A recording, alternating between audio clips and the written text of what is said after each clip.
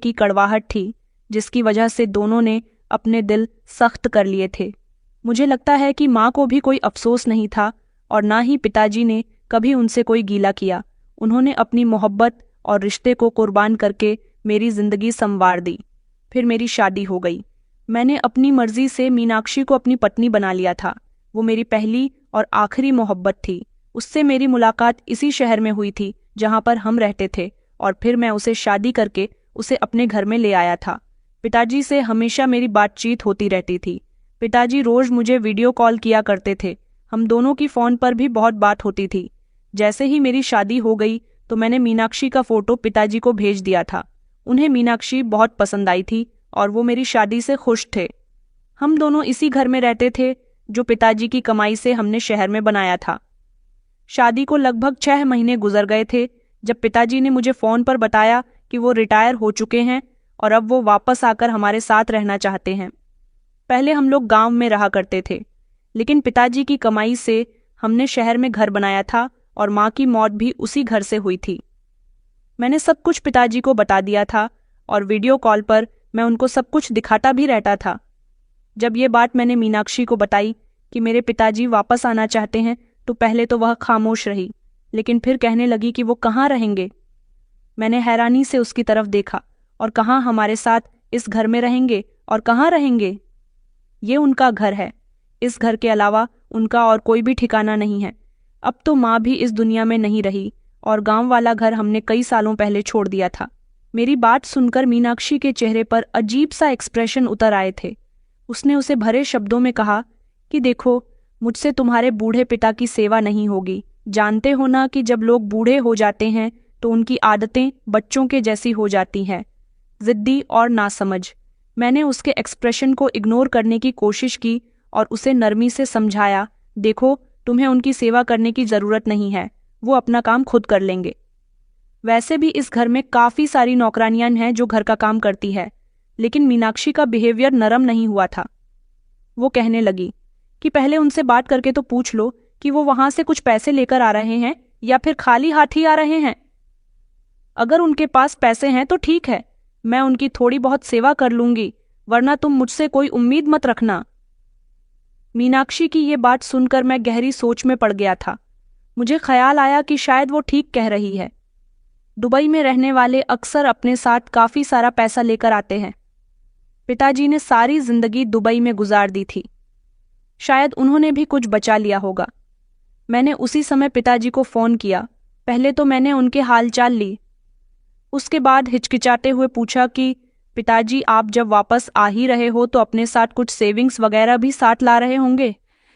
मेरी बात सुनकर कुछ देर तक तो पिताजी खामोश रहे, फिर धीरे से कहने लगे कि बेटा, तुम्हें याद है ना कि हम कितने गरीब थे। मैं तुम्हारे बेहतर फ्यूचर के लिए यहाँ दुबई आ गया था। मैंने जो कुछ भी कमाया सिर्फ तुम्हारे लिए ही तो कमाया और तुम्हें भेज भी दिया। मेरे पास कुछ भी नहीं बचा। मैंने बेचैनी से कहा, लेकिन पिताजी, इतने सालों में आपने कुछ तो बचाया होगा। वो हंसने की कोशिश करते हुए बोले कि बेटा, बस इतना ही है कि टिकट के पैसे भी उधार लेकर वापस आ रहा हूँ। यूं समझ लो कि लूटे हुए सिपाही की तरह लौट रहा हूँ।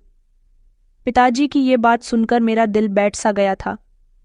मैंने फ़ोन पर उनसे कह दिया कि आप जल्दी से यहाँ आ जाइए, लेकिन अंदर ही अंदर मेरा दिल खट्टा हो गया था। मैं चाहने लगा था कि पिताजी के आने के बाद मुझे और ज़्यादा फ़ायदा होने लगे, मेरे पास और पैसा आ जाए। लेकिन ये जानकर कि वो खाली हाथ आ रहे हैं तो मुझे ऐसा महसूस होता था जैसे कोई उजली हुई सल्तनत का सुल्तान अपने घर वापस आ रहा हो। मीनाक्षी मेरी मोहब्बत थी, लेकिन शादी के बाद वो मेरे लिए एक अलग ही आजमाइश बन गई थी।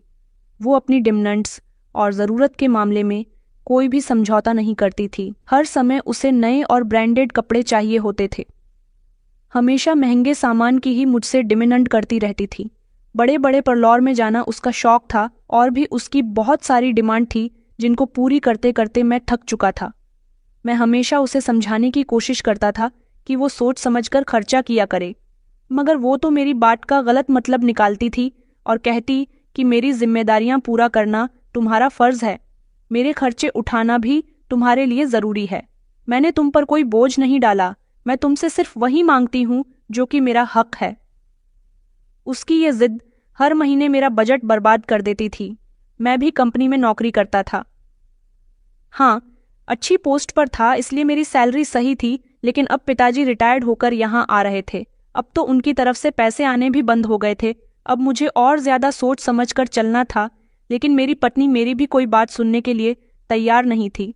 मेरी खुद की सैलरी भी इतनी थी कि मैं आराम से अकेला भी घर चला सकता था, लेकिन मेरी पत्नी की फजूल खर्ची ने मुझे परेशानी में डालकर रख दिया था। घर अपना था, गाड़ी भी अपनी थी और घर में 2 नौकरानियां भी मौजूद थीं। एक तो घर की सारी सफाई करती थी और दूसरा सिर्फ खाना बनाया करती थी, जो साफ सफाई करती थी। उसका नाम नीलम था और जो खाना बनाया करती थी उसका नाम चंपा था। मेरी पत्नी को ज्यादातर काम नीलम से ही होते थे, जो घर की साफ सफाई ही नहीं बल्कि बाहर के भी सारे काम करती थी। चंपा तो टाइम से आती थी और खाना बनाकर चली जाती थी, जबकि नीलम सर्दियों के इस मौसम में भी सारे काम से निपटने के बाद ही देर रात को सोने के लिए अपने कमरे में जाया करती थी। नीलम हमारे ही घर में रहती थी। उसे मेरी पत्नी ने एक छोटा सा कमरा दे दिया था, क्योंकि मेरी पत्नी घर का मामूली सा काम भी खुद नहीं कर सकती थी। उसे एक नौकरानी 24 घंटे अपने साथ चाहिए होती थी। ये सारे काम ही नीलम के थे। मेरी पत्नी को तो कोई काम ही नहीं था, लेकिन अजीब बात यह थी कि वो फिर भी थकी हारी और शिकायत करती हुई नजर आती थी। मैं अपनी पत्नी से कहता था कि मीनाक्षी, तुम्हें तो कोई काम भी नहीं करना पड़ता, नौकरानियां सब कुछ कर लेती हैं, फिर तुम क्यों थक जाती हो? वो तो कभी मुझे कोई सीधा जवाब देती ही नहीं थी, बस बात घुमा देती थी या अपनी किसी नई डिमांड को बीच में ले आती थी। अब जब पिताजी के वापस आने की खबर आई तो मेरा दिल अजीब सी परेशानी में खो गया था। मुझे अंदाजा था कि पिताजी के आ जाने से घर का माहौल बदल जाएगा। मीनाक्षी वैसे भी छोटी छोटी बातों पर नाराज हो जाती थी और अगर पिताजी के आने से उसे कोई भी परेशानी हुई तो उसका सारा गुस्सा मुझ पर निकलेगा। मैंने खुद को बार बार यही कहते हुए पाया कि पिताजी को घर में ठहरना शायद ठीक नहीं होगा। अगर वो यहाँ आ गए तो रोज के लड़ाई झगड़ों की शुरुआत हो जाएगी। मीनाक्षी तो पहले ही बिहेवियर की अच्छी नहीं थी और पिताजी की मौजूदगी उसे और ज्यादा चिड़चिड़ा बना देगी। मैंने सोचना शुरू कर दिया कि पिताजी के लिए कोई और इंतजाम किया जाए। शायद उन्हें करीब में ही कोई किराए का घर देखकर वहां पर भेज दूं या फिर कोई और दूसरा रास्ता निकाल लूं। जिस दिन पिताजी को आना था उसी दिन से मेरी पत्नी का मूड खराब हो गया। वह कहने लगी कि अब तो तुम्हारा बाप भी यहाँ आ रहा है, मुझे उसकी सेवा करनी पड़ेगी और हमेशा ससुर की इज्जत के लिए सर पर घूंघट भी डालकर रहना पड़ेगा, क्योंकि तुम्हारी माँ और पिताजी गांव से बिलोंग करते हैं। न गांव वाले लोग तो यही चाहते हैं कि बहुएं घूंघट डालकर बड़ों के सामने आया करें। अपने घर में 2 घड़ी सुकून से बैठ जाती थीं। अब मेरा वो सुकून भी खत्म होने जा रहा है। मैंने अपनी पत्नी को तसल्ली दी कि तुम जैसा सोच रही हो ऐसा कुछ भी नहीं होगा। वो कहने लगी कि देखो, अगर मेरी प्राइवेसी में कोई भी खलल पड़ी तो मैं तुम्हें छोड़कर चली जाऊंगी। मैंने कहा, प्लीज ऐसी बातें मत करो, मैं हूं ना, कुछ नहीं होगा। अपने पिताजी को एयरपोर्ट से लेने के लिए चला गया था। वहां अपने पिता को देखकर मेरे दिल में खुशी और उलझन का मिला जुला एहसास आ गया था। मैं इतने सालों बाद अपने पिता से मिल रहा था। मैंने जब अपने पिता के हाथों की तरफ नजर डाली तो उनके हाथ में एक पुराना सा और छोटा सा बैग था। उसे देखकर मेरे दिल में एक सवाल उठा था कि वो ज्यादा पैसे कमाकर नहीं लाए हैं, फिर भी उम्मीद थी कि वो कोई गिफ्ट या कोई यादगार चीज वहां से जरूर लेकर आए होंगे, क्योंकि ये मेरे वही पिताजी थे जिन्होंने अपनी पूरी जिंदगी हमारी खुशियों के लिए कुर्बान कर दी थी। जब हम गाड़ी में बैठे तो रास्ते में हम लोग मामूली सी बातें करते हुए आ रहे थे। पिताजी मुझे बहुत थके हुए लग रहे थे, लेकिन उनके चेहरे पर सुकून था, जैसे वो बहुत बड़ा मुश्किल सफर तय करके वापस आ रहे हों। मैंने उनसे ज्यादा सवाल नहीं किए थे, क्योंकि आइडिया था कि वो बहुत थके हुए हैं। मुझे उनसे कोई बात नहीं करनी चाहिए। घर पहुंचने से पहले मैंने एक होटल से खाना पैक करवा लिया, क्योंकि मुझे पता था कि मीनाक्षी ने तो खाने का इंतजाम नहीं करवाया होगा और ना ही पिताजी के लिए किसी खास चीज का इंतजाम किया होगा। घर पहुंचकर पिताजी को मैंने बिठाया और खाने का इंतजाम किया। पिताजी ने पूछा कि बेटा, मेरी बहू ने मेरे लिए खाना नहीं बनाया? उनका सवाल मेरे दिल को कुछ अजीब सा लगा था, लेकिन मैंने मुस्कुराते हुए कहा कि नहीं पिताजी, उसकी तबीयत खराब है। वैसे भी वो अच्छा खाना नहीं बनाती, इसीलिए मैंने होटल से मंगवा लिया। पिताजी ने सर हिलाया और कुछ नहीं कहा। वो खाने में बिजी हो गए, लेकिन मैं उनकी खामोशी महसूस कर सकता था। मीनाक्षी जैसी थी, वो तो पिताजी के पास भी नहीं आई और ना ही उसने उनका आशीर्वाद लिया और ना ही हाल चाल पूछे। शाम के टाइम पर जब वो अपने कमरे से निकली तो सीधा पिताजी के पास आकर कहने लगी, आप तो हमारी शादी में भी नहीं थे, तो क्या आप मेरी मुंह दिखाई के लिए कुछ लाए हैं या नहीं?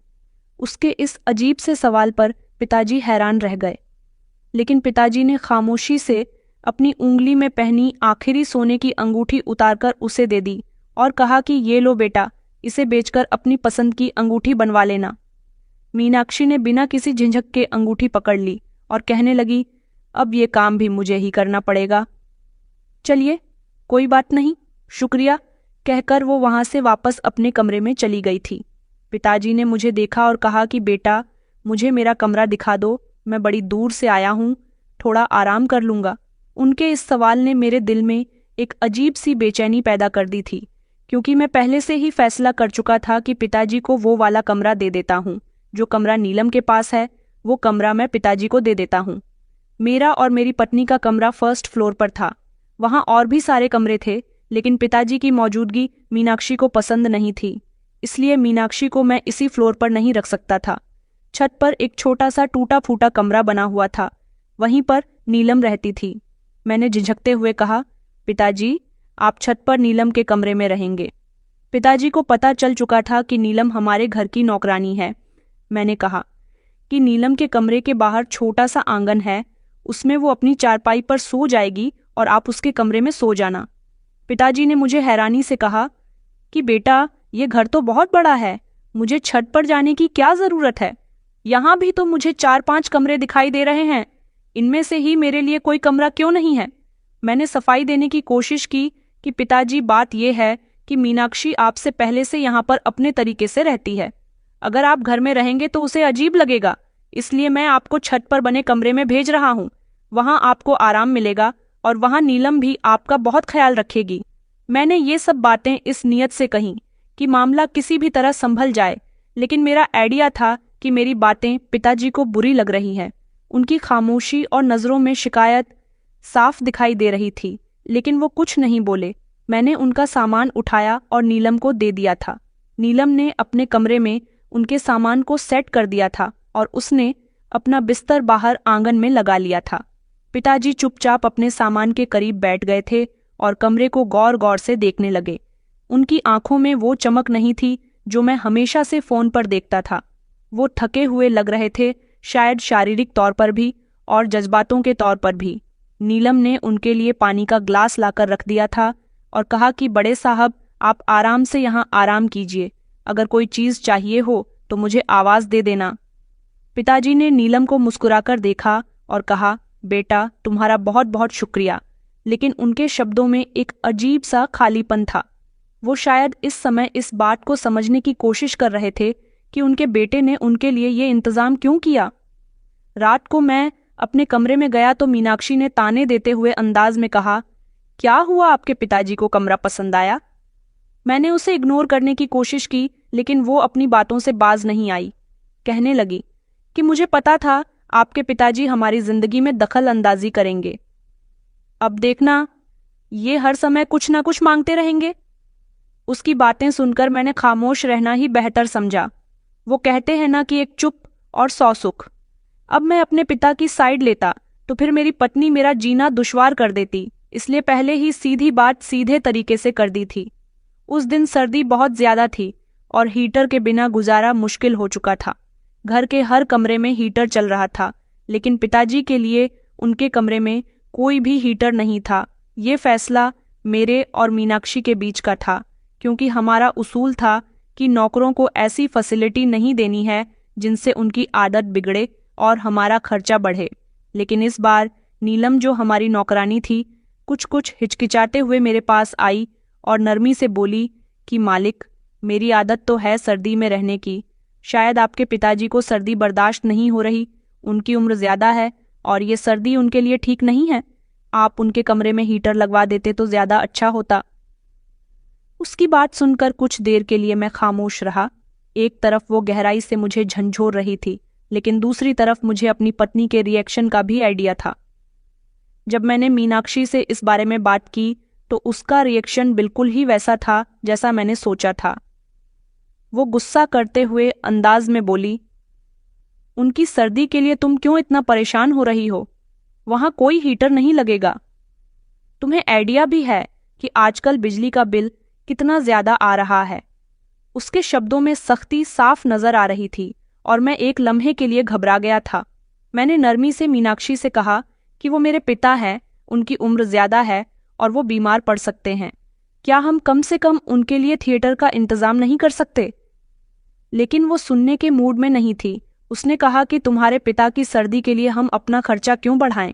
तुम्हें उनके बारे में इतनी फिक्र है तो उन्हें वापस उनके गांव भेज दो। वैसे भी उनका असली घर तो वहीं पर ही है और अगर उन्हें यहाँ पर रखना है तो हमारी तरह जीना होगा। मीनाक्षी के इन शब्दों ने मुझे अंदर तक तोड़कर रख दिया था। मैं अपने गुस्से पर बड़ी मुश्किल से कंट्रोल करते हुए कहने लगा कि मीनाक्षी, वो मेरे पिता है और मैं उनकी जिम्मेदारी लेने से पीछे नहीं हट सकता। लेकिन इसकी बातों ने मुझे समझा दिया था कि इस मामले को बढ़ाने से हमारे घर का सुकून और ज्यादा खराब होगा। पिताजी का ख्याल दिमाग में रखते हुए मैंने नीलम से कहा कि किसी तरह रात के समय बड़े साहब के लिए अंगीठी का इंतजाम कर दिया करो ताकि उन्हें ज्यादा सर्दी महसूस ना हो सके। ऐसा करना शायद मेरी कोशिश थी कि मैं अपनी जिम्मेदारी किसी हद तक तो निभा सकूं, लेकिन मेरा दिल जानता था कि मैं उनके लिए वो सब नहीं कर रहा था जो उन्हें चाहिए था। मुझे खुद पर शर्मिंदगी महसूस हो रही थी। पिताजी छत पर नीलम के कमरे में सर्दी बर्दाश्त करते रहे और मैं रोज उनको तसल्ली देने की कोशिश करता रहा। हकीकत ये थी कि हर बार उनकी नज़र मुझ पर पड़ती तो मुझे अपनी नाकामी और कमजोरी का एहसास होता था। उनकी आंखों में वो दर्द साफ दिखाई देता था जो मेरे फैसले की वजह से पैदा हुआ था। मैंने महसूस किया कि उनके साथ किया जाने वाला ये सलूक न सिर्फ उन्हें बल्कि मुझे भी अंदर से खोखला कर रहा था। ये सर्दी सिर्फ मौसम की नहीं बल्कि दिलों में बढ़ती हुई दूरी की एक शक्ल भी थी जिसने मुझे और पिताजी को एक अजीब सी खामोशी में जकल रखा था। मेरे दिल में पहले पिताजी के लिए थोड़ी बहुत फिक्र जरूर थी, लेकिन मीनाक्षी ने मेरे कान इस तरह से भरने शुरू किए कि मैं धीरे धीरे बदलने लगा। वो बार बार कहती कि तुम्हारे पिताजी ने तुम्हें छोड़ दिया था। एक छोटे से बच्चे को उस समय उन्हें एहसास क्यों नहीं हुआ था? अब तुम क्यों उनके लिए इतनी कुर्बानी दे रहे हो? ये बात ही मेरे अंदर जगह करने लगी। मैं चाहे दिल से ये सब गलत समझता था, लेकिन उसकी बातों का असर ऐसा था कि मैंने धीरे धीरे पिताजी का ख्याल रखना कम कर दिया था। दिन ब दिन मेरे अंदर की हमदर्दी खत्म हो गई थी और पिताजी की तरफ सिर्फ मेरा मामूली सा ही ध्यान जाता था। उनकी ज़रूरतें मैं इग्नोर करने लगा था। मैं अपने रोज़ाना के रवैये को ज़्यादा अहमियत देने लगा। मैं खुद को ये तसल्ली देता रहा कि शायद यही सब ठीक है, लेकिन दिल के किसी कोने में कमी मौजूद थी। एक रात सर्दी बहुत ज़्यादा थी। मैं अपने गर्म कमरे में हीटर के आगे अपनी पत्नी के साथ सो रहा था। अचानक मेरा फ़ोन बजना शुरू हो गया। पहले तो मैंने ध्यान नहीं दिया, लेकिन बार बार फ़ोन बजने की वजह से मेरी नींद खराब हो रही थी। मैंने आंखें खोलकर देखा तो नीलम मुझे बार बार फ़ोन कर रही थी। मुझे बहुत तेज़ नींद आ रही थी, इसलिए मैंने फ़ोन नहीं उठाया और उसे बंद करके सो गया। मैंने सोचा कि कोई मामूली सी बात होगी, सुबह को देख लूँगा। सुबह जब मैं जागा तो मैंने देखा कि नीलम की काफ़ी सारी कॉल्स थीं। मैंने सोचा कि शायद कोई छोटी सी बात होगी। मैं जल्दी से कमरे से बाहर निकला और सीधा छत की तरफ गया। वहां पहुंचा तो ये देखकर दंग रह गया कि कमरा खाली था और नीलम भी अपने बिस्तर पर मौजूद नहीं थी। पिताजी भी कमरे में नहीं थे। मेरे दिल में कई सवाल उभरने लगे। मैंने फौरन नीलम को फ़ोन मिलाया। काफ़ी देर तक तो उसका फ़ोन नहीं मिला था, लेकिन जब उसने कॉल रिसीव की तो वो कहने लगी कि रात को बड़े मालिक की तबीयत बहुत ज़्यादा ख़राब हो गई थी। उनकी हालत ऐसी नहीं थी कि इंतज़ार किया जा सके। मैंने रात के समय उन्हें अस्पताल ले जाना ज़्यादा बेहतर समझा। उसके शब्द में थकान और फिक्र का अंदाज था। मैंने झुंझलाकर कहा, तो तुमने मुझे क्यों नहीं बताया? वो कहने लगी कि मालिक, मैंने आपको बहुत बताना चाहा, मैं नीचे भी उतर कर आई थी। सोचा ज़ोर से दरवाज़ा बजाऊंगी तो मालकिन नाराज़ हो जाएंगी, इसलिए आपको फ़ोन करना ज़्यादा बेहतर समझा। मगर आपने फ़ोन उठाया ही नहीं, इसलिए मुझे खुद ही फैसला करना पड़ा। मैंने गुस्से से कहा कि अब तुम कहाँ हो? अस्पताल में हो। उसने मामूली सा जवाब दिया। कहने लगी कि नहीं मालिक, मैं बड़े साहब को लेकर गांव जा रही हूँ। उनका कहना है कि वो यहाँ पर नहीं रहना चाहते, वो अपने गांव जाना चाहते हैं। उनकी तबीयत बहुत खराब है और वो वहीं पर जाना चाहते हैं। नीलम की बात सुनकर मैं हैरान रह गया। मैंने सख्ती से कहा कि तुम्हारे दिमाग में ये बात कहाँ से आई कि तुम मेरे पिता को लेकर गांव चली जाओ, लेकिन उसने मेरी कोई बात सुने बिना फ़ोन काट दिया। दोबारा उसका फ़ोन मिला ही नहीं। मुझे गुस्सा तो बहुत आया। मैं सिर्फ उसको कॉल ही लगा सकता था, क्योंकि वो कौन से गांव में रहती थी ये मुझे नहीं पता था, क्योंकि कई बार जब वो अपने गांव गई थी तो उसने हमें अपने गांव का नाम और पता नहीं बताया था। हैरानी की बात ये थी कि नीलम मेरी इजाज़त के बिना मेरे पिताजी को अस्पताल ले गई थी, लेकिन फिर वो खुद भी वापस नहीं आई। ये बात जब मेरी पत्नी को पता चली तो उसका अंदाज मेरी उम्मीद से बिल्कुल अलग था। वो कहने लगी कि नीलम ने अच्छा ही किया। ऐसा समझो कि नीलम ने हम पर बहुत बड़ा एहसान किया। वैसे भी तुम्हारे पिता के पास कुछ था ही नहीं, न पैसा न ठिकाना, अभी तो ठीक ठाक थे। कल को अगर बीमार पड़ जाते तो उनके अस्पताल का खर्चा कौन उठाता? उसके शब्दों में कोई हमदर्दी नहीं थी। वो बात को ऐसे सुना रही थी जैसे पिताजी का जाना बहुत बड़ी खुशखबरी है। उसने कहा, मैं वैसे भी नीलम को भी नौकरी से निकालना चाहती थी। अच्छा ही हुआ वो भी उनके साथ ही चली गई। कई दिनों से वो ठीक से कोई काम भी नहीं कर रही थी। अच्छा हुआ कि 172 मुसीबतें टल गईं। मीनाक्षी की बातें मेरे दिल पर अजीब असर कर रही थीं। एक तरफ मुझे भी लगता था कि वो ठीक कह रही है। पिताजी को इस घर में रखने से सच में खर्चा बढ़ रहा था और उनकी देखभाल करना भी मेरे लिए मुश्किल होता जा रहा था। मैंने सोचा कि शायद पिताजी ने नीलम के साथ कुछ जाने का फैसला किया होगा।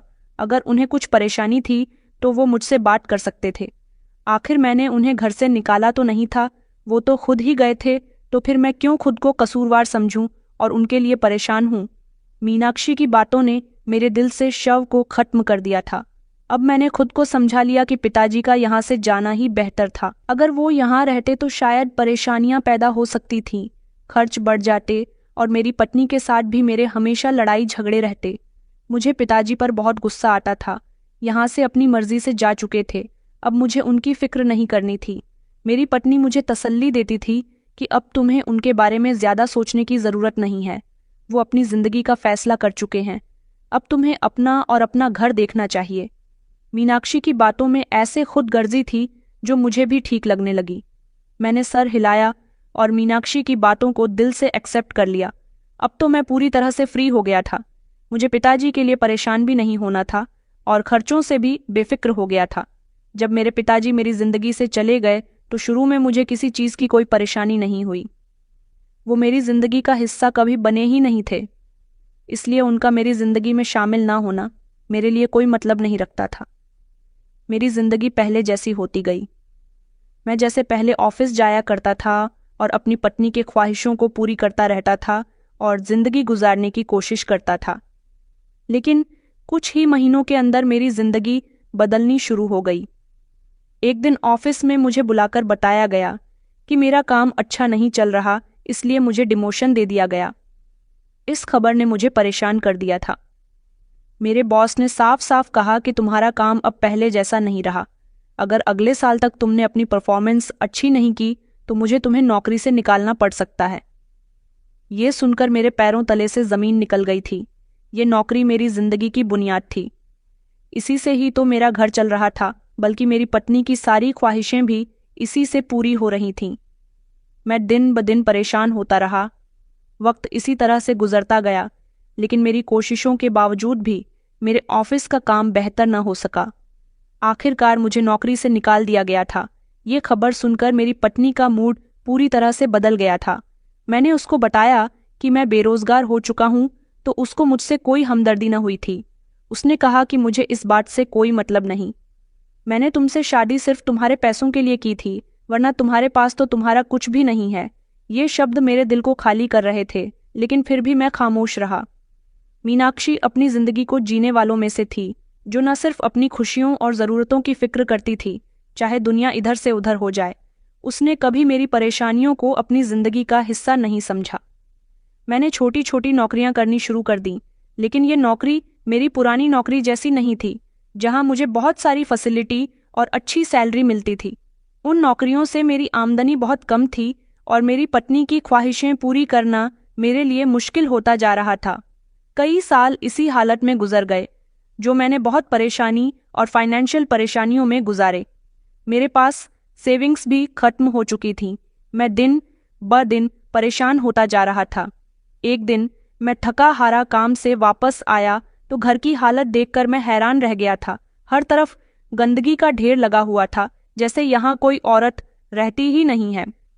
मैंने मीनाक्षी से कहा कि घर की ये क्या हालत बना रखी है, सफाई क्यों नहीं करती?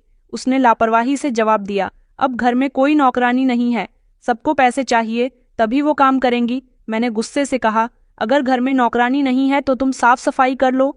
लेकिन मीनाक्षी ने साफ इनकार कर दिया। उसने कहा, मैं ये सब नहीं करूंगी, मुझे ये सब करने की आदत नहीं है, तुम किसी नौकरानी का इंतजाम करो। मीनाक्षी ने मुझे बहुत तंग करके रख दिया था। मुझे महसूस हुआ उसकी नज़रों में मेरे लिए कोई इज्जत या मोहब्बत बाकी नहीं रही थी। वो सिर्फ अपने आराम के बारे में ही सोचती रहती थी और मेरी मुश्किलों के बारे में सोचने की जरा भी कोशिश न करती थी। मैं इस नतीजे पर पहुंच चुका था, अगर मैंने जल्द ही कोई अच्छी नौकरी तलाश नहीं की तो मीनाक्षी मुझे छोड़कर चली जाएगी। उसके रिएक्शन से ये सब जाहिर हो रहा था कि वो इस रिश्ते को सिर्फ इस समय तक निभाएगी जब तक कि उसकी सारी डिमांड्स पूरी होती रहेंगी। मुझे अपनी जिंदगी के इस मोड़ पर यह एहसास हुआ कि मैंने अच्छी औरत से शादी नहीं की, ये कभी भी मेरा साथ छोड़ देगी। मेरे दोस्त ने मुझे एक नौकरी के बारे में बताया था। वो नौकरी शहर के नए 5 स्टार होटल की थी। मुझे उम्मीद थी कि शायद यहाँ मुझे नौकरी मिल जाएगी। मैंने पहले भी होटल मैनेजमेंट में काम किया था और सोचा था कि एक्सपीरियंस होने के बावजूद इस होटल में कुछ अच्छा मौका मिल सकता है। जब मैं होटल पहुंचा तो पता चला कि इंटरव्यू होटल की मालकिन खुद ले रही है। मालकिन के सामने इंटरव्यू देने का ख्याल मुझे कुछ अजीब सा लगा। फिर भी मैंने खुद को संभालने की कोशिश की और कमरे में दाखिल हो गया। मालकिन कुर्सी पर बैठी हुई थी और उनका चेहरा मेरी तरफ नहीं था। इससे मुझे कुछ सुकून मिला। मैंने अपनी फाइल टेबल पर रखी और अपना इंट्रोडक्शन दिया। जैसे ही उन्होंने मेरी तरफ मुड़कर देखा तो उनको देखकर मेरे होश उड़ गए थे। वो कोई और नहीं बल्कि नीलम थी, वही नीलम जो हमारे घर में नौकरानी का काम किया करती थी। मैंने उसे पहचान लिया था, लेकिन उसकी शक्ल और हुलिया काफ़ी हद तक बदल चुका था। वो एक 5 स्टार होटल की मालकिन थी और उसने बहुत ही महंगे कपड़े पहने हुए थे। वो बहुत ही सुंदर लग रही थी। वो मेरी आंखों के सामने हंसते हुए बोली, आप मुझे इतनी गौर से क्यों देख रहे हैं? हाँ, मैं नीलम ही हूँ, लेकिन आप यहाँ पर क्या कर रहे हैं? उसका सवाल मेरे लिए एक और झटका सा था। मैंने खुद को संभालने की कोशिश की और उससे कहा कि तुम इस होटल के मालकिन कैसे बन गई? नीलम ने फिर से हंसकर कहा कि एक लंबी कहानी है। उसने कहा कि ये सब कुछ आपकी पत्नी की वजह से हुआ है। मैंने कहा, मेरी पत्नी की वजह से तुम इस होटल की मालकिन कैसे बन सकती हो? उसने कहा, हाँ, मैं सही कह रही हूँ। ये सब मालकिन की वजह से ही हुआ है, जो आपके पिता के साथ बुरा बिहेव करती थी, और इसी की वजह से मैं तुम्हारे पिता को वहां से निकाल कर ले गई थी। मैंने कहा, मेरे पिताजी कहाँ हैं? वो बताने लगी कि उस रात आपके पिताजी की तबीयत इतनी खराब हो गई थी कि उनके सीने में दर्द उठने लगा। वो समझने लगे थे कि शायद उनको हार्ट अटैक आ रहा है। वो मुझे ये सब कुछ बता ही रही थी जैसे कोई गहरा राज खोल रही हो। नीलम ने कहा, मैं फौरन ही आपके पिताजी को अस्पताल ले गई थी, जहां मैंने उनका इलाज करवाया, और फिर मैं उनको अपने गांव ले गई थी, जहां की हवा ने उनको बिल्कुल ठीक कर दिया था। मैंने वहां उनकी ढेर सारी सेवा की, बिल्कुल उनकी बेटी की तरह। मैंने उस समय आपके पिता की सेवा की, जिस समय आपको उनके साथ होना चाहिए था और उनकी सेवा करनी चाहिए थी। आपके पिताजी ने मुझे अपनी बेटी बना लिया था। मैं उनके साथ इतनी करीब हो गई थी कि आपके पिताजी ने ये सब कुछ, यहाँ तक कि ये 5 स्टार होटल भी मेरे नाम कर दिया। इस होटल के बारे में तो मैंने कभी नहीं सुना था। ये होटल मेरे पिताजी का कब से हो गया? नीलम ने मुझे बताया कि आपके पिताजी दुबई में बहुत पैसा कमाया करते थे। उन्होंने आपसे ये बात छुपा रखी थी। जिस शहर में आपने रहना शुरू कर दिया, वहीं पर उन्होंने ज़मीनें खरीदनी शुरू कर दी और अपना कारोबार करना शुरू कर दिया, जो कि वो दुबई से ही कर रहे थे। नीलम मुझे बता रही थी कि ये सब कुछ अब उसका है, और मैं एक पल के लिए भी यकीन करने को तैयार नहीं था। मेरी आंखों में गुस्सा था। मैंने कहा, नीलम, तुम्हें शर्म नहीं आती? ये सब कुछ मेरा है और तुम इसके मालकिन बनी बैठी हो। मैं बस यही सोच रहा था कि क्यों नीलम ने मुझे नहीं बताया, क्यों मेरे पिता ने मुझे बताना जरूरी नहीं समझा। मैंने कहा, तुमने मुझे ये सब कुछ क्यों नहीं बताया? ये सब तुम्हारा काम था, लेकिन तुम तो नमक हराम निकली। नीलम ने जवाब दिया कि आपके पिता ने मुझे ये सब कुछ दिया था, मैं क्या करती। उसने कहा कि आपके पिता की ख्वाहिश थी कि मैं उनकी जगह पर इस होटल की मालकिन बनूं। उसने अपनी बात में कोई शर्मिंदगी महसूस नहीं की, बल्कि वो सच बोल रही थी। लेकिन मैं ये सब हजम नहीं कर पा रहा था। मेरे दिमाग में एक तूफान उठ रहा था। मैंने कहा, मुझे पिताजी के बारे में बताओ, वो कहाँ है? नीलम कहने लगी कि आपके पिताजी इस दुनिया को छोड़कर जा चुके हैं। मैंने कहा, क्या तुम सच कह रही हो? पिताजी की मौत के बारे में सुनकर मुझे गहरा सदमा पहुंचा था। वो कहने लगी कि मैंने आपके पिता का बहुत ख्याल रखा, उनका इलाज भी करवाया, मगर उनका इस दुनिया से जाने का समय आ गया था। मैंने कहा कि तुमने मेरे पिताजी की मौत के बारे में मुझे क्यों नहीं बताया? तो वह कहने लगी कि आपके पिता की आखिरी इच्छा थी कि उनकी मौत पर आपको न बुलाया जाए, इसीलिए मैंने उनकी आखिरी इच्छा को पूरा किया। पिताजी की मौत की खबर सुनकर मुझे एक जोरदार झटका लगा था। अब तो वो कभी वापस भी नहीं आ सकते थे। मैं होटल से बाहर निकल आया था और सड़क पर ही बैठ गया। मैंने अपनी जेब से मोबाइल निकाला और उनकी फ़ोटो देखकर मैं रोने लगा था। मैं उनकी फ़ोटो से माफ़ी मांगने लगा कि मैंने उनके साथ बहुत गलत किया। अंतिम समय में पिताजी को मुझसे मिलना तो चाहिए था, लेकिन मैं उनका बहुत बुरा बेटा था, इसलिए उन्होंने मुझे याद नहीं किया। मैं घर आ गया था और हमेशा पिताजी को याद करता रहता था, उनसे माफ़ी मांगता रहता था। उनकी फ़ोटो देख देख कर यही कहता रहता था कि देर से ही सही, मगर मुझे आपकी अहमियत पता चल गई। लेकिन अब कोई फ़ायदा नहीं था। मैंने ये सब कुछ जब अपनी पत्नी को बताया तो वो कहने लगी कि ये तो बहुत बुरा हुआ, चलो हम नीलम पर केस कर देते हैं। मैंने उससे कहा, सब कुछ तुम्हारी वजह से हुआ है, अब तुम्हें केस की पड़ी है। अब केस करने से क्या होगा? सब कुछ तो नीलम के नाम हो चुका है और अब मेरे पिता भी इस दुनिया में नहीं रहे। मेरी बातों में बेहद गुस्सा था, क्योंकि मेरी पत्नी भी इस समय मेरी परेशानी का हिस्सा थी। मीनाक्षी का रिएक्शन मेरे लिए एक और बड़ी परेशानी का हिस्सा था। उसने मुझ पर इल्ज़ामों की बौछार कर दी और मैं खामोश रहकर उसकी सारी बातें सुनता रहा। वो कहने लगी कि तुम कोई छोटे बच्चे हो, तुमने कभी ये नहीं सोचा कि तुम्हारे पिता ने इतने साल दुबई में गुजारे हैं तो उन्होंने कुछ ना कुछ तो कमाया ही होगा। तुम्हें ये सब तो सोचना ही चाहिए था कि वो अपना कुछ ना कुछ छोड़कर तो गए होंगे। उसकी बातों में ढेर सारे ताने थे। मीनाक्षी ने कहा था कि हमें नीलम की खुशामद कर लेनी चाहिए, लेकिन तुमने मेरी बात नहीं मानी।